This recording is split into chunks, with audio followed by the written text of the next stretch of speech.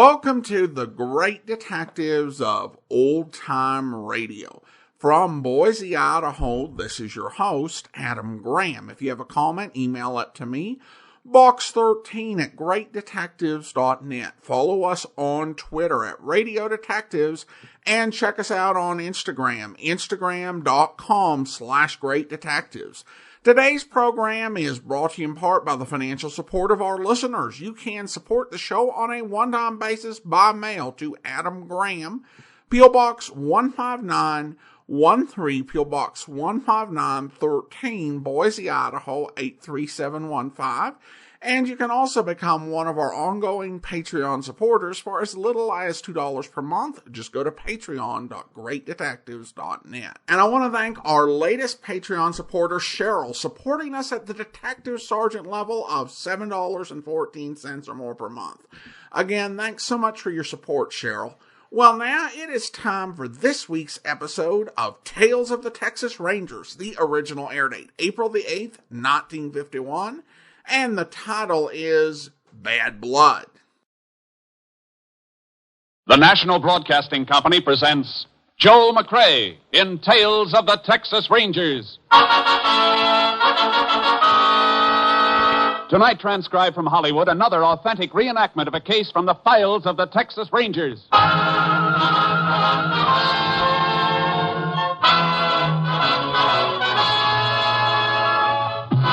Tales of the Texas Rangers, starring Joel McCrea as Ranger Jace Pearson. Texas, more than 260,000 square miles, and 50 men who make up the most famous and oldest law enforcement body in North America.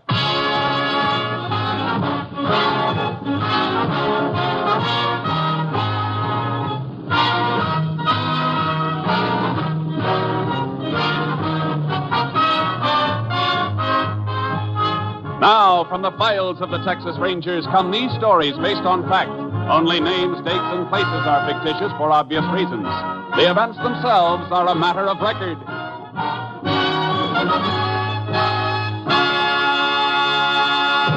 Case for tonight, Bad Blood.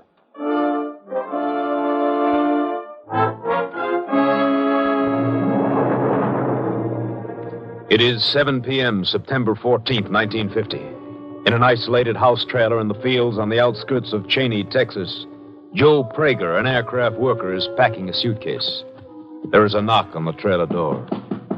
Just a second. Howdy, Joe. Oh, howdy, Russ. Ain't you going to ask me in? Yeah, sure. Come on in.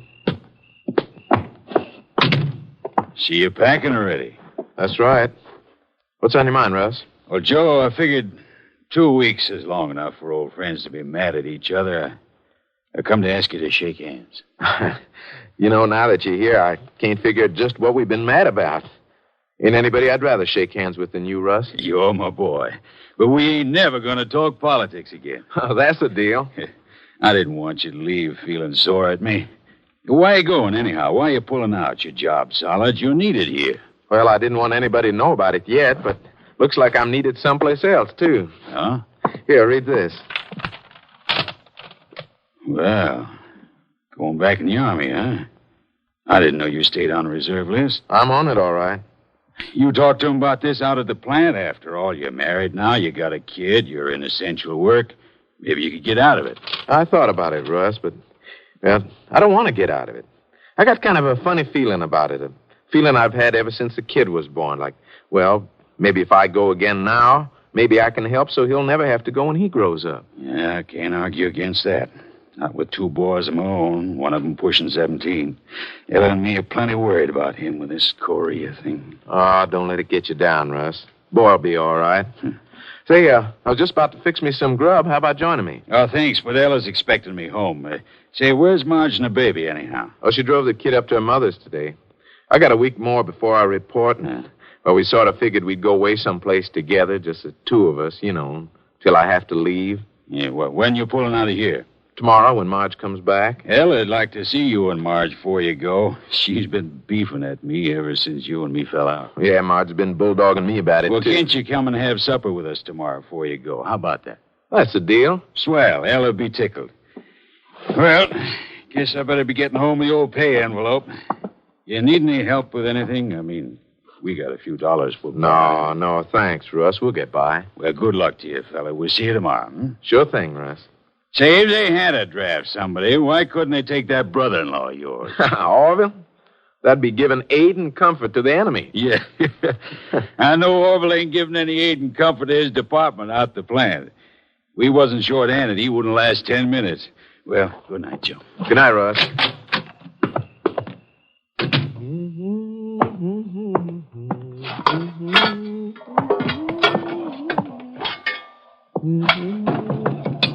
Just a second. Did you forget something?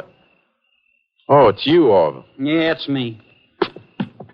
Russ was just here. I thought it was him coming back. I know he was here. Been waiting out back long enough, waiting for him to leave. You could have come in. Russ don't bite. He doesn't like me. Reckon that's your fault, Orville. Oh, sure. Everything's my fault. How come you sticking up for him? Thought you and him wasn't talking. We are now, and I don't think it's any of your business. What do you want, Orville? Joe, I need some help. I got my check cashed, and I guess I didn't notice it till I was almost home. I got a hole in my pocket. I lost my pay. Do I look like a half-wit to you? Well, I only want... The last time you came to me with that story, you said your pocket was picked.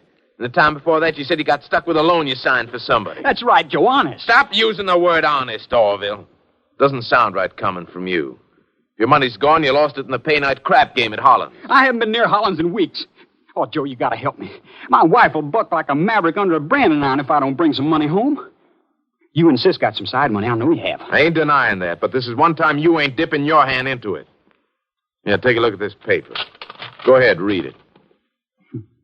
Drafted, huh? Going to play soldier again and leave my sister with a kid to take care of. She and the kid will be taken care of, Orvie. I'll see to that. You never had to give us anything, and you never will. Joe, I need money. And I ain't leaving here without it. There's nothing here for you, Orville. Better try someplace else. I said I wasn't leaving without that money. Well, reckon you'll be here a long time then, Orville. You have to excuse me. I'm going to fix my supper. I ain't going to ask you again, Joe. Glad to hear. Just going to keep ignoring me, huh? Like I wasn't even here. That's right. Maybe I can make you pay a little attention with this frying pan. Orville, put that down. No, I'm going to help you dish out your supper like this. I told you I wasn't. I told you, Joe. I told you.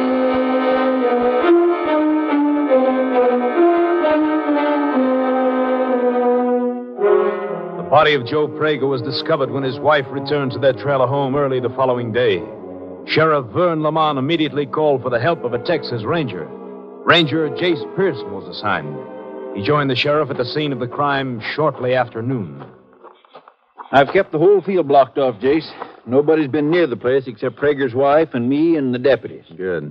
Where's the wife? Sitting over there in her car. Tried to get her to go into town to the hotel, but she won't. She's in kind of a daze. Shock. That's natural. You want to talk to her? It wouldn't help when she's like that. Maybe by the time we've had a look around, she'll break down and cry it out, and then we may be able to get something. Let's have a look inside the trailer. Right. There's the body. And there's a murder weapon. Wrought iron frying pan. We'll be able to pull any prints off that. Metal's too coarse. That's why I just let it lay there. Medical examiner estimate the time of death? He figured it was between 6 and 8 o'clock last night. Suitcase on the bed, half packed. Prager trying to run away from something? No, I don't think so. Letter on the table here explains it. It was in the Army Reserve. Called back to duty. I see. Where was he working here? Out to the aircraft plant, other side of town. Spot welder. How come his wife didn't report this until this morning? Well, she was away for the night. They got a baby? Baby oil and nipple jar on the dresser there. Yeah, that's why the wife was away. She took the kid to her mother's up in Abilene. Come back this morning. You check on that? First thing. Got a list of eating places she stopped at both ways, and she gassed up at a mobile station in Abilene last night after she got there. It spots her away from here, all right. Let's check around outside. Right. Will it be okay for the medical examiner to move the body now? Yeah, I think so. How come they parked their trailer out here instead of using one of the parks near town? Save money, I guess. Rents are high with the plant working full blast. Gasoline lamp in the trailer for light, but what'd they do for water? Well, there's a well out back. Used to be a house here some time ago, but it was moved. They had everything they needed to get by. I see. Want to walk out to the road where our cars are? I can send one of the boys into the funeral home to arrange a pickup. All right. Wait a minute, Sheriff. Watch your feet. What's the matter? These car tracks up the road to the trailer. Prager's own car, I reckon. Same tracks all over the road from coming and going. Different tire pattern in a couple of the soft spots, though. Look here. Yeah. Overlaps most of the older tracks, but Prager's car tracks go over the strange tread once. Right here. Yeah, I see what you mean. Another car must have driven in here after Ms. Prager left yesterday. And that spot is where she drove over the tracks when she came back this morning. It's the way I measure it.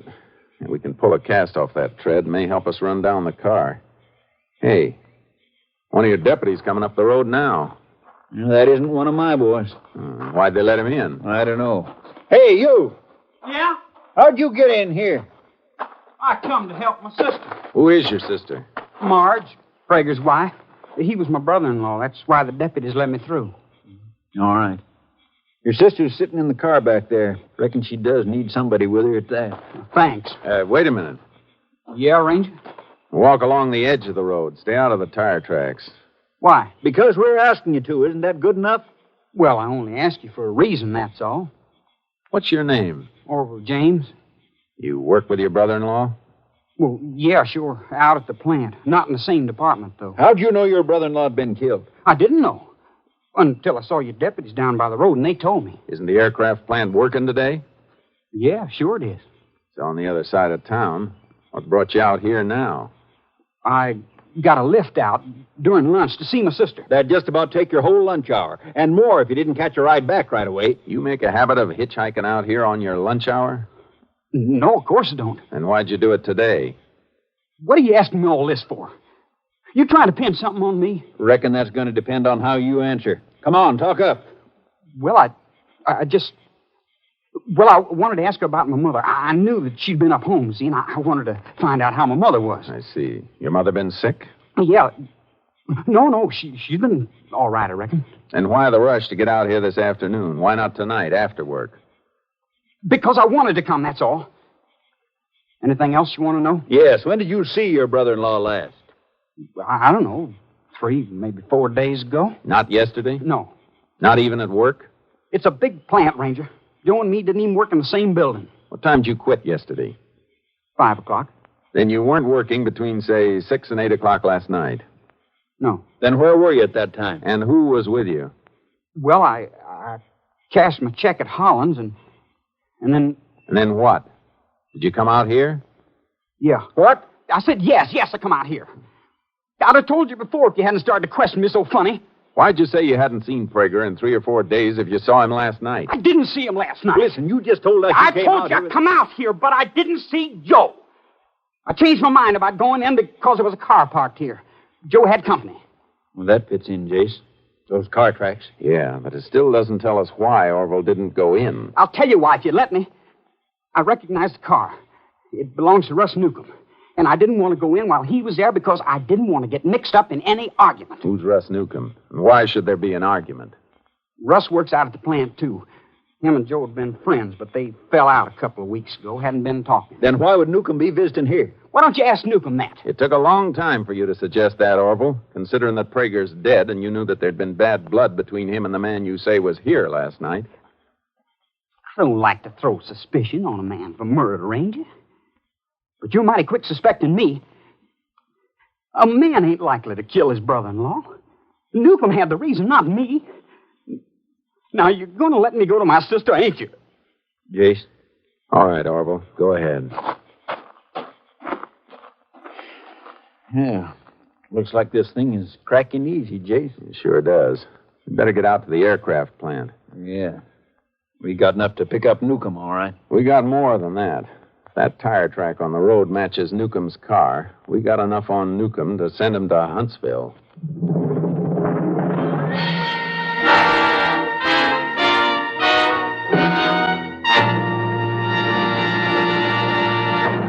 You are listening to Tales of the Texas Rangers, starring Joel McCrea as Ranger Jace Pearson. We continue now with tonight's case, Bad Blood, an authentic story from the files of the Texas Rangers.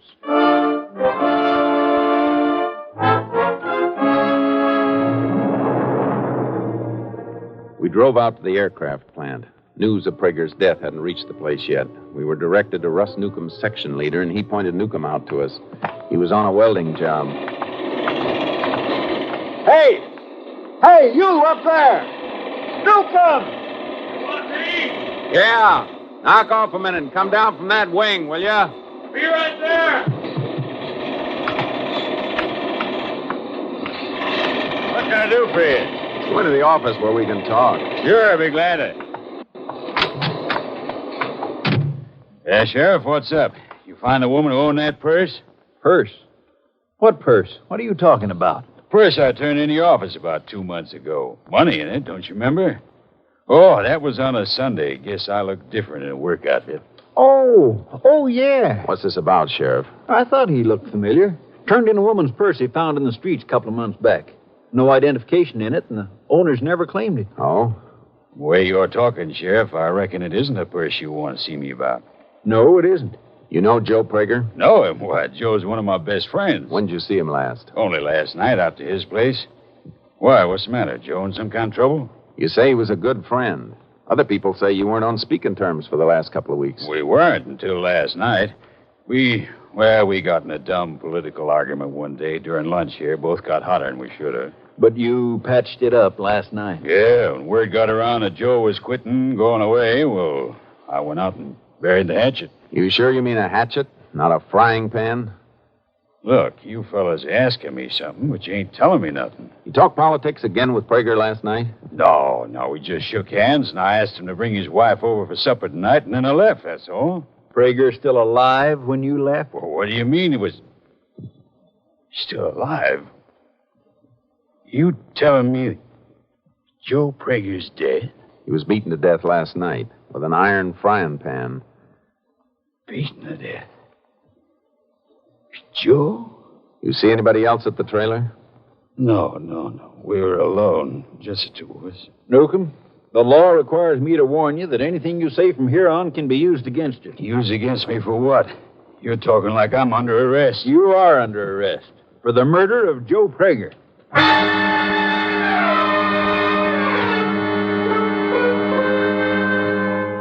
We took Newcomb back to Cheney and locked him up. Meanwhile, Prager's body had been brought into the funeral home. I went over to see Mrs. Prager to see if she could give further verification of a quarrel between her husband and the man under arrest. Yeah. Joe told me they'd had some kind of an argument, but I didn't think it'd ever be as bad as this. I didn't think Russ had killed him. Why don't you leave her alone, Ranger? I'd already told you there was bad blood. Now maybe you'll believe me. Other witnesses aren't going to hurt anything, Orville. I'm all right, Orville. He's got to find out everything he wants to know. What else do they need to know? If you ask me, they got enough of a case right now. If we ask you. But so far, nobody has. And until somebody does, how about keeping quiet? All right. You're the law. Go ahead and make them miserable. I'm going over to Holland, sis. I'll be there if you want me. I'm sorry to keep after you like this, Mrs. Prager. Did your husband ever have any trouble with anybody besides Newcomb? No. Was he in fear of anybody, worried about anything? No. Well, he was worried at first when the Army letter came. But when we decided it was right for him to go, he didn't worry anymore. Just figured out things so me and the baby could get along. We even had a little money saved. We were going away together for a week, just Joe and me, to the place we went on our honeymoon. We were going to have so much fun. Now I'll have to use that money to bury him. I'm sorry, ma'am. Why did Russ do a thing like this to Joe? Why? I don't know, ma'am. I've never been able to figure out why men do a lot of things they do to each other.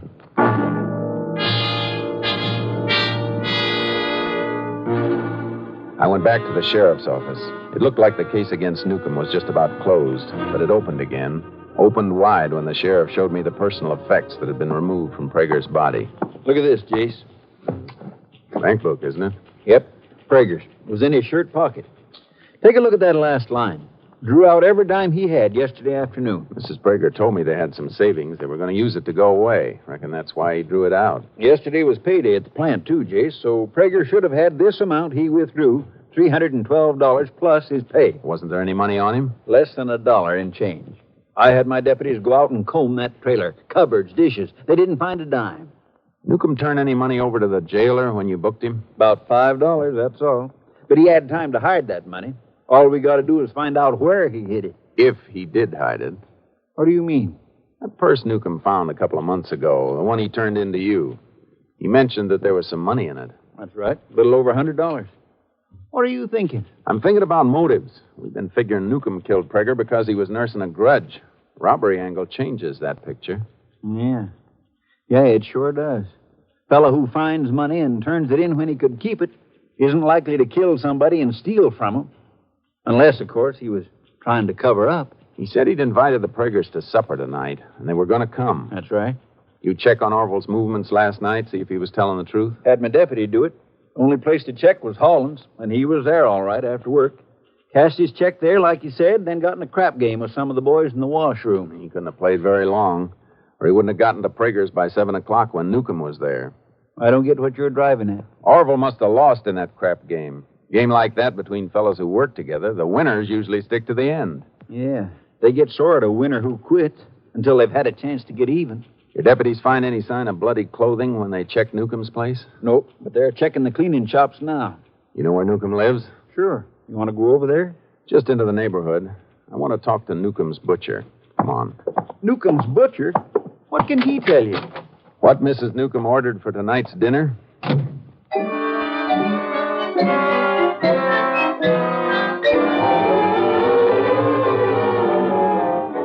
I saw the butcher, and his answer to my question pulled Newcomb back a step away from the electric chair. I got in my car and started to drive toward the field and Prager's trailer. You look like you learned something, Jace. I did. Mrs. Newcomb ordered stew meat yesterday for tonight's supper. She called up this morning and changed the order to lamb chops. 12 lamb chops. That mean anything to you? And changing from stew meat to lamb chops sounds like she was expecting company. When she orders lamb chops for her own family, she usually gets 8. I see. The other 4 chops could have been for Prager and his wife, then. I think so. And Prager was dead when she ordered them. Well, Newcomb could have told her to order them for a cover-up. Could have, but it's a little too smart. He didn't strike me as being that clever. Yeah, I'm going to go along with that. I think you're right. Well, what do you expect to find at the trailer? I don't know. But I want to look around a lot more than we did before. I shouldn't have waited this long. Didn't seem to be any reason for it with the case we had against Newcomb. Well, there's a reason now. We need a new case, and I got a hunch which way it's going to point.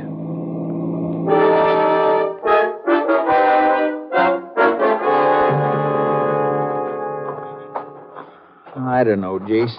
We've fine-combed that trailer, and there's nothing we didn't see before. And the only strange car track you found on the road was Newcomb. Hey, wait a minute, Sheriff. Somebody was sitting down here by the well. Leaned back against it and had his feet stretched out. You can see where the edges of his heels were resting on the ground. Yeah.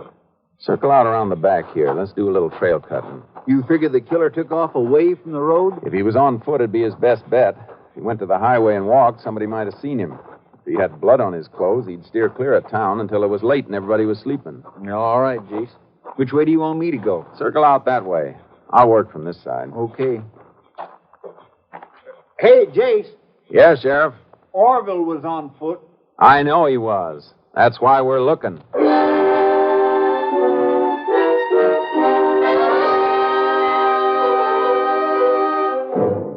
We found the trail just as it was getting dark. It led into open country. I got my horse charcoal from the trailer behind my car while the sheriff went to a nearby farm to borrow a mount. It was dark when he caught up to me. You still on the trail, or you're cutting to pick it up? I lost it a couple of times further back, but I'm on it now. You know this country back here? No, I've ridden it before. We'll be coming to the Horner River soon, about a half-mile farther. River angles toward town, doesn't it? Sure does. Cuts under that bridge just outside Cheney. That may be the way the killer followed to get back to town. Let's ride for the riverbank and see if we can pick up tracks there. May save us time. Good idea. Dig, boy. Come on, Charky.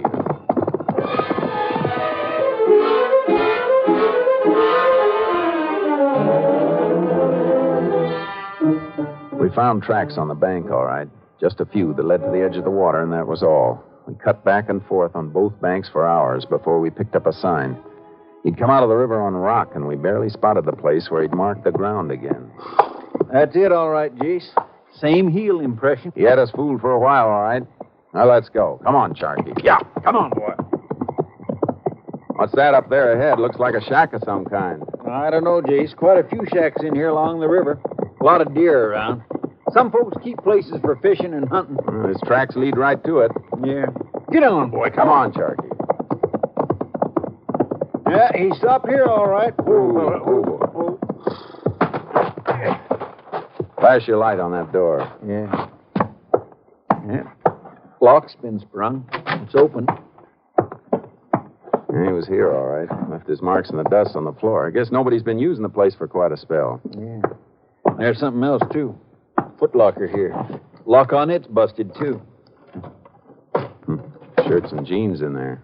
I'd like to bet there's one set missing. Orville, or whoever it was, stopped here to change clothes. He must have known the setup. There's a funny smell in here, Sheriff, like the place been smoked up not long ago. Something burning. Pot-bellied stove there. Yeah. Anything in it? Plenty. Clothes that didn't quite burn. Smells from kerosene he poured on him, but he came through the river, so his pants were wet. Fire must have smoldered out after he left. Better pull those things out and see if we can save enough of them for identification. There's enough, all right. Look at this. Bloodstain didn't even wash off when he came through the water. We prove who owns these things, and we've got our man. We'll be able to prove it. Look. Shirt was bundled up with the wet pants. Just enough to save most of the collar and this. Mm-hmm. Laundry mark. Let's get back to town.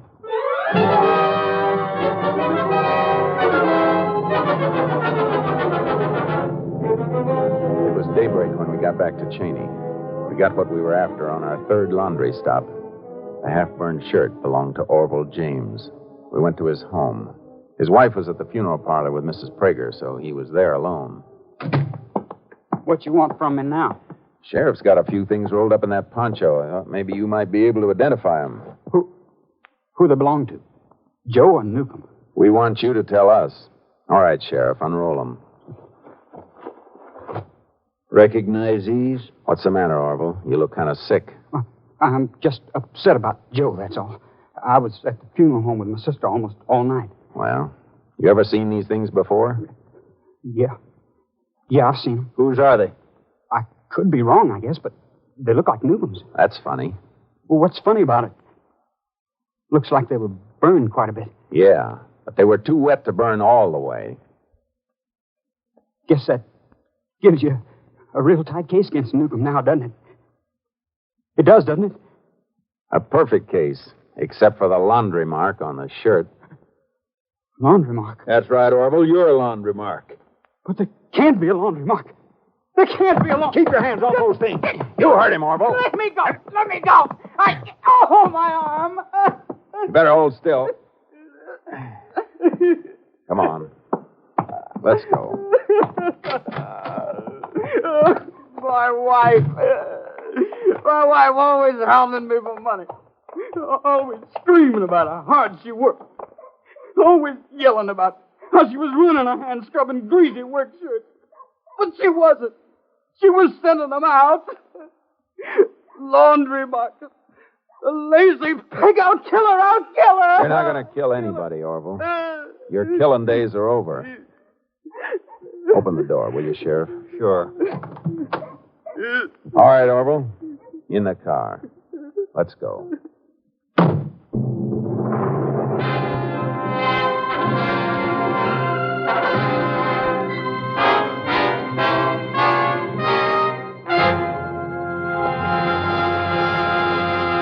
Orville James broke down at his trial and confessed the robbery slaying of his brother-in-law.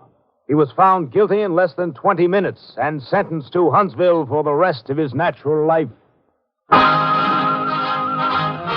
Next week, Joel McCrea in another authentic reenactment of a case from the files of the Texas Rangers.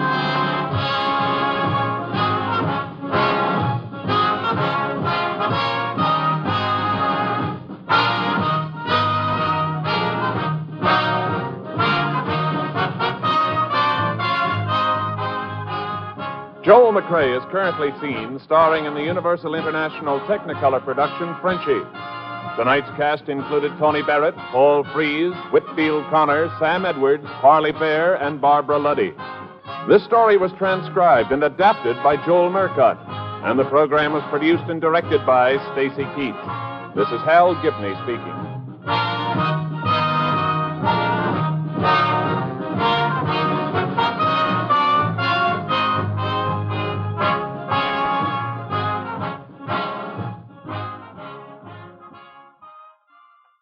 Three chimes mean good times on NBC. Tomorrow, the voice of Firestone presents Metropolitan Opera basso Cesare Siepi in a melodic variety of operatic selections. Your Monday evening of music also includes the telephone hour, and tomorrow's guest artist is the renowned coloratura soprano Lily Pons. Among Miss Pons' selections tomorrow is the beautiful aria from Rigoletto, Cara Nome. Bill Baker asks the $64 question next on NBC.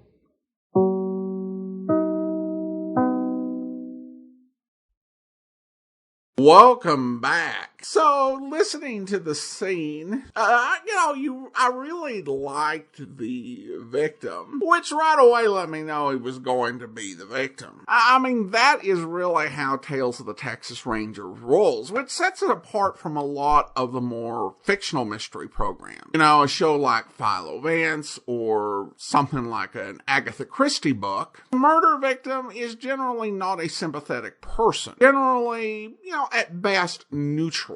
And that, I think, is kind of for the purposes of those stories. You're not meant to take the murder to heart. I think that Tales of the Texas Rangers is going for drama. So generally, they will show you why to like someone or to feel bad about what happened so that you're engaged with it as more of a real event. This is probably one of the weaker stories in my opinion. It's not just that they showed the murder in advance. I think that they've had episodes where they showed what happened, and there was a bit of suspense because the murderer was someone who was clever, or they had to do some particularly unique detecting to figure out what happened. This guy was just not all that formidable, and his lies not very hard to unravel at all. His best defense was weak, who heard of someone killing their brother-in-law. Having listened to a lot of Golden Age radio programs, I have to admit that I would not find that a convincing argument, because brother-in-laws are not looked well upon. Now, I watched, television growing up. Gathered from the culture, there's a lot of resentment against mother-in-laws for various reasons. But the one thing listening to Golden Age radio programs is the amount of brother-in-law jokes, brother-in-law characters who are just real heels. It seems during this era, the brother-in-law was the least popular relation, even more so than the mother-in-law. I mean, Dragnet-wise, if something happened to Frank Smith's brother-in-law, I think Joe would have to at least take a look in that direction. At any rate, we turn now to listener comments and feedback, and have this comment from George. And George writes, "Hi, Adam. I just wanted to share two quick comments on recent episodes. First, in the latest installment of Tales of the Texas Rangers, you posed the question as to whether or not 'you bet' was a common expression in the 1950s. I really don't know, but since this episode, like lots of other ones, was supposed to have taken place long before the 1950s, they may reflect what was current in the way things were back in the day. The last story we are told in the intro took place in the year 1937. I don't know how much the writers did to make the dialogue and facts meet the time of the events the story was based on, or simply use 1950s writings, but it's just something to consider." Well, fair enough on that one, George. Of course, the question remains whether it was the 50s or the 30s. Was that really so distinctive in Texas to serve as a basis for identification? He goes on, "The second has to do with Johnny Dollar in a recent episode switching off the ignition in a Mercedes as it raced down the road, and what, if any, danger that really posed. Unless the driver was surprised and overreacted, there really wouldn't be a problem then or now. You can still steer and brake the car safely even if you've lost any power assist a car might have. Shutting off the ignition is still the recommended procedure today in modern cars in case of uncontrolled acceleration or a stuck throttle. Well, thanks, George. I don't know if I would have trusted Mona, the lady driving the car, not to overreact the way that she was acting. I guess safety would kind of depend on where she was driving. I guess Johnny would have to weigh the risk of that versus the risk of letting Mona drive like a maniac. It is an interesting tidbit to know about how to handle that stuck accelerator, because I had one of those situations really scary. I just gotten it out of the shop, not for a problem with brakes or the accelerator, and this was I think 3 years back or something like that. And I started noticing that this was not exactly stopping, and it started going really uncontrolled. I turned onto a less busy side street, which still could have a lot of traffic, but thankfully did not, at about 6 o'clock, which totally thankful to the Lord for. I turned off onto a side street, and I don't think I pulled the key out of the ignition. I ended up shifting it out of gear. I don't know if that was a preferred option. The mechanic, repaired it for free without any comments as to the actions that I had taken. So I just assumed that I had done the correct thing. But after you've, made a mistake on a car, it might not be the best time to say, for next time, you really should just have taken the key out of the ignition.